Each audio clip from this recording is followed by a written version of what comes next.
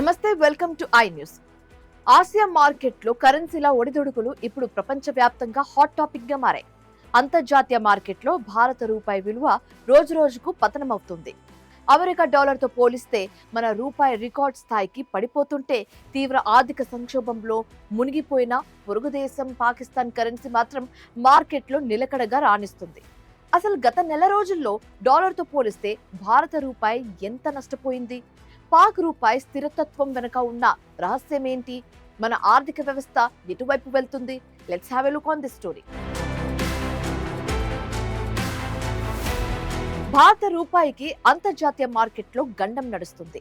మే నెల నుండి జూన్ మొదటి వారం వరకు కేవలం ఒకే ఒక నెల వ్యవధిలో మన రూపాయి విలువ దారుణంగా క్షీణించింది.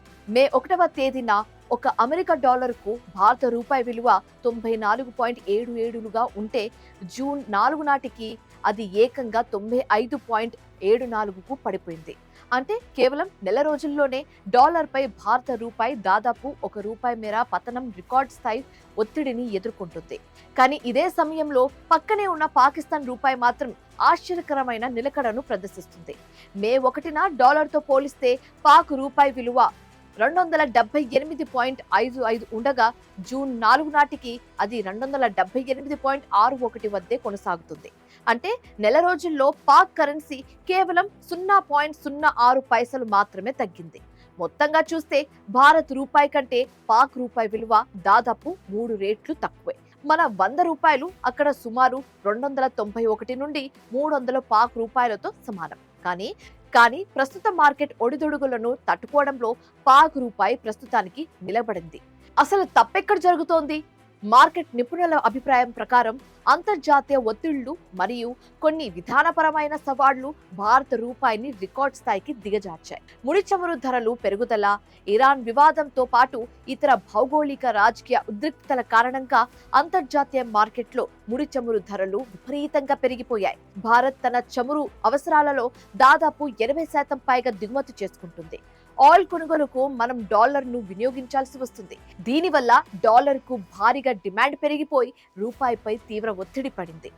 భారీగా తరలిపోతున్న విదేశీ పెట్టుబడులు, ప్రపంచవ్యాప్తంగా అస్థిరత నెలకొనడంతో విదేశీ పోర్ట్ఫోలియో పెట్టుబడిదారులు భారత్ ఈక్విటీ మార్కెట్ల నుండి తమ పెట్టుబడులను వేగంగా వెనక్కి తీసుకొని సురక్షితమైన అమెరికన్ డాలర్లో పెట్టుబడి పెడుతున్నారు. దిగుమతులు ఎగుమతుల మధ్య అంతరం. విదేశీ వాణిజ్యంలో దిగుమతుల వ్యయం పెరిగి ఎగుమతుల ఆదాయం తగ్గడంతో కరెంట్ అకౌంట్ లోటు పెరిగింది. ఇది కరెన్సీ బలహీనపడడానికి దారితీసింది. ఆర్బీఐ జోక్యంపై పరిమితులు. రూపాయిని కాపాడడానికి రిజర్వ్ బ్యాంక్ ఆఫ్ ఇండియా తన విదేశీ మార్క నిల్వలను ఉపయోగించుకొని డాలర్ను విక్రయిస్తుంది. అయితే అంతర్జాతీయ మార్కెట్ ఒడిదుడుగులు ముందు అది తాత్కాలిక ఉపశమనాన్ని మాత్రమే ఇవ్వగలుగుతుంది. పాక్ రూపాయి స్థిరత్వానికి కారణాలు. భారత రూపాయి పడిపోతున్న తరుణంలో తీవ్ర ఆర్థిక సంక్షోభంలో ఉన్న పాకిస్తాన్ కరెన్సీ స్థిరంగా నిలబడింది. దీనికి బలమైన కారణాలే ఉన్నాయి. బయట నుంచి ఆర్థిక సాయం. సౌదీ అరేబియా, యుఏఈతో పాటు అంతర్జాతీయ ద్రవ్య నిధి IMF నుండి పాకిస్తాన్ కు కీలకమైన ఆర్థిక ప్యాకేజీలు, రుణాలు అందుతున్నాయి. ఇది వారి విదేశీ మారక నిల్వలను తాత్కాలికంగా మెరుగుపరుస్తుంది.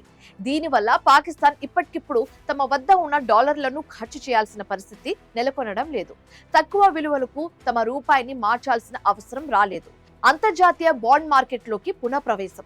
పాకిస్తాన్ తిరిగి అంతర్జాతీయ బాండ్ మార్కెట్లోకి ప్రవేశించింది. దీనివల్ల పెట్టుబడిదారుల్లో కొంత నమ్మకం పెరిగింది.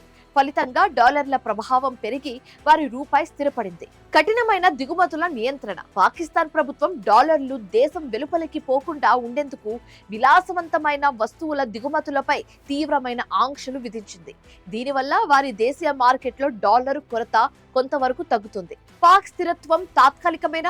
పాక్ రూపాయి స్థిరత్వం అనేది కేవలం విదేశీ అప్పుల వల్లే వచ్చిన తాత్కాలిక ఉపశమనం మాత్రమే. అక్కడ అంతర్గతంగా ద్రవ్యోల్బణం, నిత్యావసరాల ధరలు ఆకాశం అంటుతున్నాయి. దీర్ఘకాలిక ఆర్థిక పునాదుల పరంగా చూస్తే భారత ఆర్థిక వ్యవస్థ పాకిస్తాన్ కంటే 100 రెట్లు అత్యంత శక్తివంతమైనదిగా నిపుణులు స్పష్టం చేస్తున్నారు.